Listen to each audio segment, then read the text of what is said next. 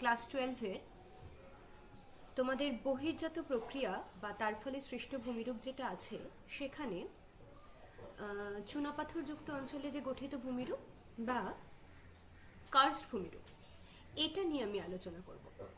যেহেতু ক্লাস 12-দের উচ্চ মাধ্যমিক পরীক্ষার সামনেই, তাই জন্য আমার এই আলোচনাটা আমি আশা করব আমার সমস্ত স্টুডেন্টদেরকে পরীক্ষায় ভালোভাবে লিখতে সাহায্য করবে।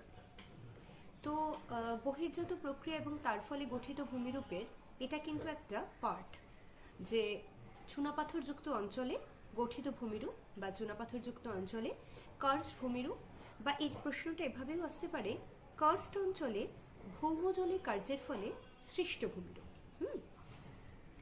তো তাহলে যদি আমি বলি চুনাপাথর অঞ্চলে ভৌমজলের কার্যের ফলে সৃষ্ট ভূমিরূপ, তাহলে আমরা প্রথমে কার্স্ট ভূমিরূপটা কি, চুনাপাথরযুক্ত অঞ্চলে এই ভূমিরূপটা কিরকম ভাবে সৃষ্টি হয় বা এর ফলে যে কি কি ভূমিরূপগুলো গঠিত হয়, আমি আগে একটু তোমাদের সাথে এগুলো নিয়ে আলোচনা করব। কার্স্ট ভূমিরূপ হচ্ছে জলের দ্রবণ ক্রিয়ায় ভূপৃষ্ঠীয় ও উপপৃষ্ঠীয় শিলা দ্রবীভূত হয়ে শিলার রাসায়নিক ও ভৌত ধর্মের পরিবর্তন ঘটিয়ে যে বৈশিষ্ট্যপূর্ণ ভূমিরূপ ও জলনির্গম প্রণালী গঠিত হয় তাকে কার্স্ট ভূমিরূপ বলে। দ্রবণ প্রক্রিয়ায় কার্স্ট অঞ্চলে যে সমস্ত ভূমিরূপ গঠিত হয় তাদের অবস্থান ও প্রকৃতি অনুযায়ী এটি প্রধান কতগুলো ভাগে বিভক্ত হয়ে থাকে। তো প্রথমেই আমি যে ভূমিরূপগুলো নিয়ে তোমাদের সাথে আলোচনা করব সেটা হচ্ছে তোমার পৃষ্ঠীয় ভূমিরূপ। পৃষ্ঠীয় ভূমিরূপের মধ্যে আবার কতগুলো ভাগ আছে। প্রথম হচ্ছে তোমার ল্যাপিস বা কারেন। ল্যাপিস বা কারেন কি? অধিক ঢালযুক্ত চুনাপাথরযুক্ত অঞ্চলে দ্রবণ কার্যের ফলে শিলাপৃষ্ঠে অসংখ্য অগভীর রৈখিক খাতের সৃষ্টি হয়। এই পরস্পর সমান্তরালে বিন্যস্ত খাতগুলি তীক্ষ্ণ শীর্ষদেশ দ্বারা বিভক্ত হয়ে যে খাত বিশিষ্ট ভূমিরূপ গঠিত হয়, ফরাসি ভাষায় তাকে ল্যাপিস বলে, আর জার্মান ভাষায় তাকে বলে হচ্ছে কারেন। তাহলে আমরা এটা তো জানলাম যে ল্যাপিস বা কারেন কি। এরপর যে পৃষ্ঠীয় ভূমিরূপটা নিয়ে আলোচনা করব সেটা হচ্ছে তোমার গ্রাইক ও ক্লিন্ট। তো গ্রাইক ও ক্লিন্ট বলতে বোঝাচ্ছে, দেখো, যে দ্রবণ কার্যের ফলে চুনাপাথরে দারণ বা সন্ধিস্থল বরাবর গভীর রৈখিক ও দীর্ঘ গর্ত সৃষ্টি হলে তাকে গ্রাইক বলে। গ্রাইক জালিকার মতো পরস্পরের সমকোণে বিস্তৃত হয়। গ্রাইকের মধ্যবর্তী প্রায় সমতল পৃষ্ঠ বিশিষ্ট আয়তকার উচ্চ শিলাখণ্ডকে ক্লিন্ট বলে। তো বড় আকারের গ্রাইককে বোগাজ বলে। মধ্যপ্রদেশের নন্দিনী খনি অঞ্চলে গ্রাইক ও ক্লিন্ট দেখতে পাওয়া যায়। তো পৃষ্ঠীয় ভূমিরূপে আমি তোমাদেরকে বললাম একটা হলো ল্যাপিস ও কারেন, আরেকটা বললাম গ্রাইক ও ক্লিন্ট। পৃষ্ঠীয় ভূমিরূপ চুনাপাথরযুক্ত অঞ্চলে যেগুলো দেখতে পাওয়া যায় তার মধ্যে আরো কিছু ভূমিরূপ দেখতে পাওয়া যায়। সেই ভূমিরূপগুলো কি কি, ভূমিরূপটা নিয়ে আলোচনা করব, তার নাম হচ্ছে টেরারোসা। তো এটাও কিন্তু একটা ভৌমজলের কার্যের ফলে সৃষ্ট পৃষ্ঠীয় ভূমিরূপ। তো টেরারোসাটা কি? আসলে টেরারোসা হচ্ছে কার্বন ডাই অক্সাইড যুক্ত জল বিশুদ্ধ চুনাপাথরের মধ্যে দিয়ে প্রবাহিত হলে দ্রবণ প্রক্রিয়ায় চুনাপাথর দ্রবীভূত হয়ে অপসারিত হয়, কিন্তু ভূপৃষ্ঠে অদ্রাব্য লৌহযুক্ত সঞ্চিত হয়ে লাল কর্দমযুক্ত যে মৃত্তিকা সৃষ্টি হয়, এবং ভূপৃষ্ঠে এই যে লৌহযুক্ত সঞ্চিত লাল মৃত্তিকা তাকেই টেরারোসা বলে। তো টেরা কথার অর্থ মৃত্তিকা, রোসা কথার অর্থ লাল। এই হলো টেরারোসা, লাল মৃত্তিকা। 1-2 মিটার থেকে কয়েক মিটার পর্যন্ত এটা পুরু হতে পারে। তো এই কয়েকটা গেল হচ্ছে আমাদের পৃষ্ঠীয় ভূমিরূপ। কি কি বললাম তাহলে? একটা বললাম টেরারোসা, একটা বললাম ল্যাপিস কারেন, আর একটা বললাম ক্লিন্ট এবং গ্রাইক। এবার এটা তো হলো গিয়ে পৃষ্ঠীয় ভূমিরূপ। তো আরো কিছু ভূমিরূপ দেখতে পাওয়া যায় যেগুলো অবনমিত ভূমিরূপ। এই অবনমিত ভূমিরূপ কোনগুলো, এবার সেগুলো নিয়ে আলোচনা করব। এই অবনমিত ভূমিরূপের মধ্যে হচ্ছে সোয়ালো হোল। তো সোয়ালো হোল জিনিসটা কি? হ্যাঁ, সোয়ালো হোল হচ্ছে কার্স্ট অঞ্চলে দ্রবণ প্রক্রিয়ায় অসংখ্য ছোট ছোট গর্তের সৃষ্টি হয়, এর মধ্যে দিয়ে জল সহজেই শৃঙ্খলে প্রবেশ করে। এই যে ধরনের উন্মুক্ত গহ্বর মুখকে সোয়ালো হোল বলে। তাহলে সোয়ালো হোলের মধ্যে দিয়ে জল সহজেই শৃঙ্খলে প্রবেশ করে। আচ্ছা, এবার আসছে পোনর। পোনর কি? সোয়ালো হোল থেকে ভূ অভ্যন্তরে বিস্তৃত সুড়ঙ্গ পথটাকে পোনর বলে। শৃঙ্খল কি? কার্স্ট অঞ্চলে দ্রবণ কার্যের ফলে যে ফাঁদল আকৃতির অবনমিত ভূভাগ সৃষ্টি হয় তাকে শৃঙ্খল বলে। এই অঞ্চলে একাধিক শৃঙ্খল প্রসারিত হয়ে পরস্পরের সঙ্গে যুক্ত হয়ে যৌগিক শৃঙ্খল গঠন করে। এবার আসবো ডোলাইন।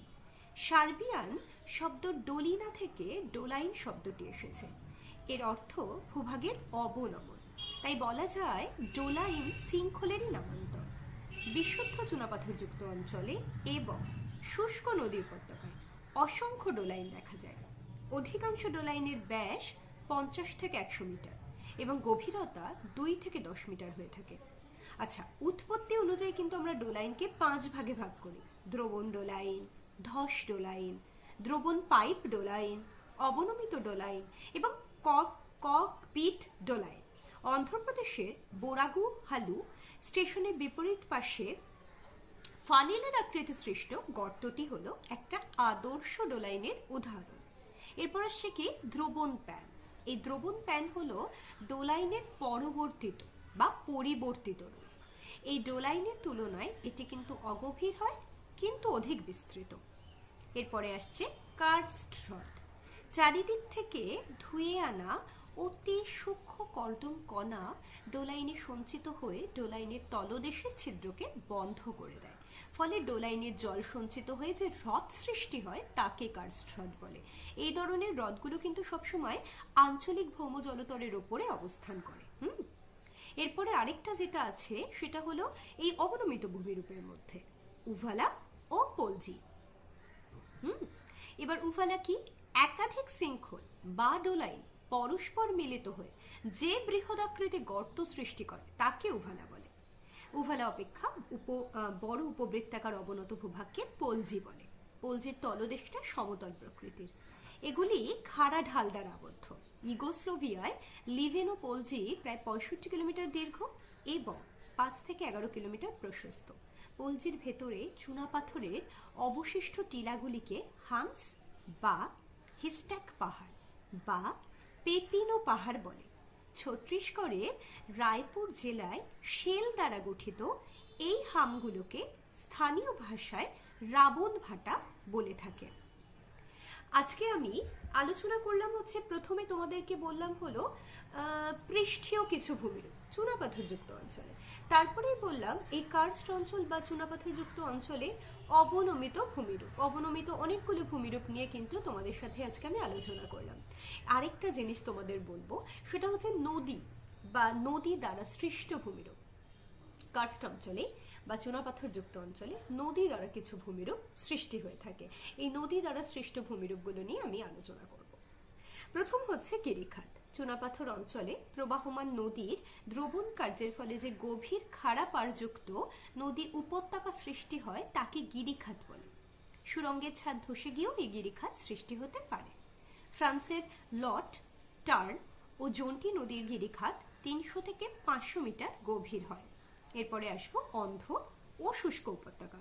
কার্স্ট অঞ্চলের ওপর দিয়ে অনেক সময় প্রবাহিত নদী শৃঙ্খলের মধ্যে প্রবেশ করলে নদী উপত্যকা শৃঙ্খল পর্যন্ত বিস্তৃত হয়ে হঠাৎ শেষ হয়ে যায়।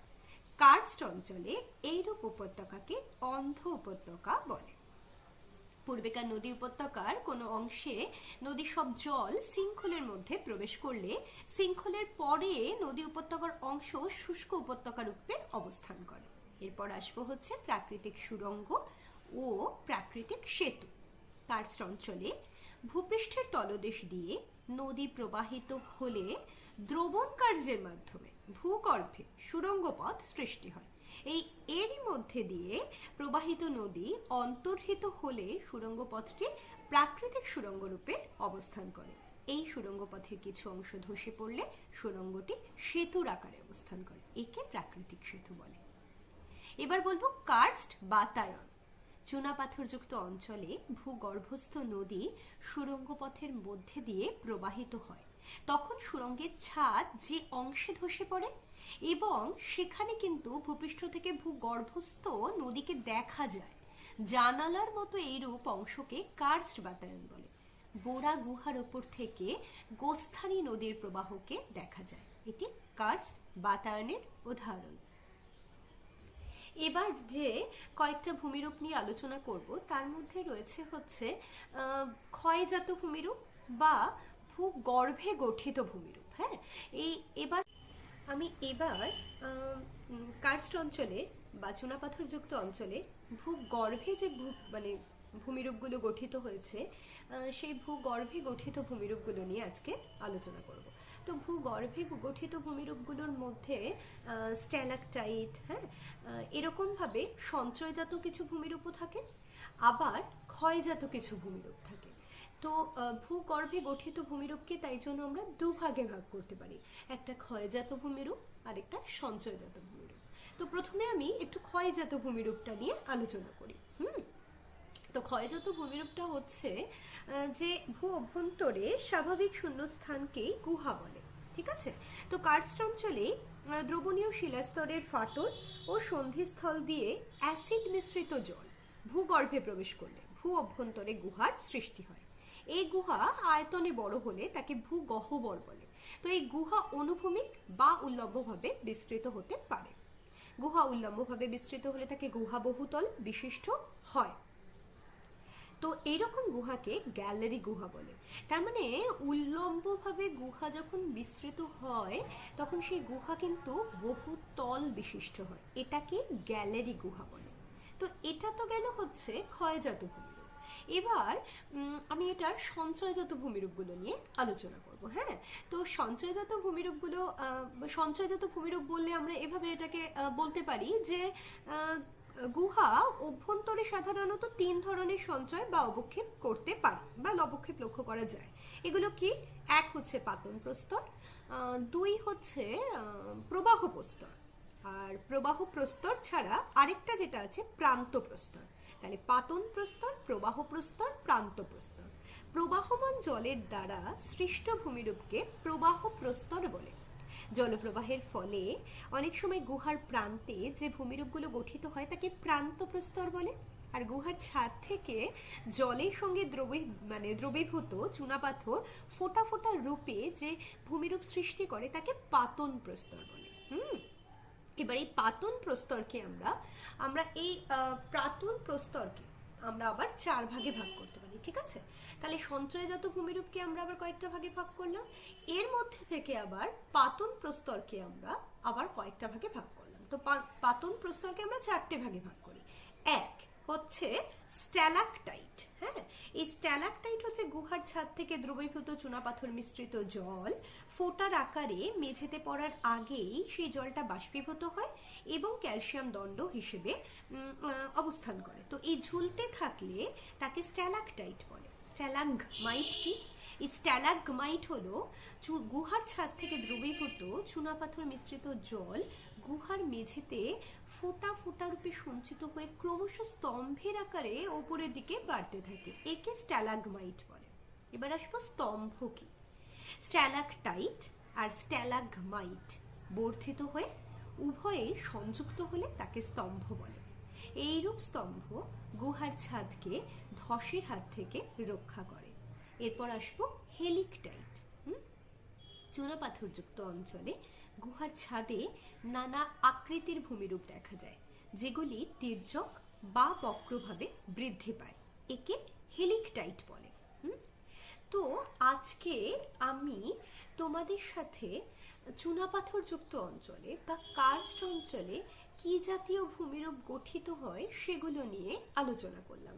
তো এগুলোকে আমি কয়েকটা ভাগে ভাগ করে দিলাম। হ্যাঁ, যেমন অবনমিত ভূমিরূপ, যেমন ক্ষয়জাত ভূমিরূপ, যেমন পৃষ্ঠীয় ভূমিরূপ। হ্যাঁ, তো আবার এই যে গুহার মধ্যে যে ভূমিরূপগুলো গঠিত হচ্ছে তাকেও ক্ষয়জাত এবং সঞ্চয়জাত ভূমিরূপ, এরমভাবে প্রত্যেকটা ভূমিরূপের আন্ডারে আবার যে যে ভূমিরূপগুলো পড়ছে সেগুলোকে নিয়ে আমি ডিটেইলে আলোচনা করলাম।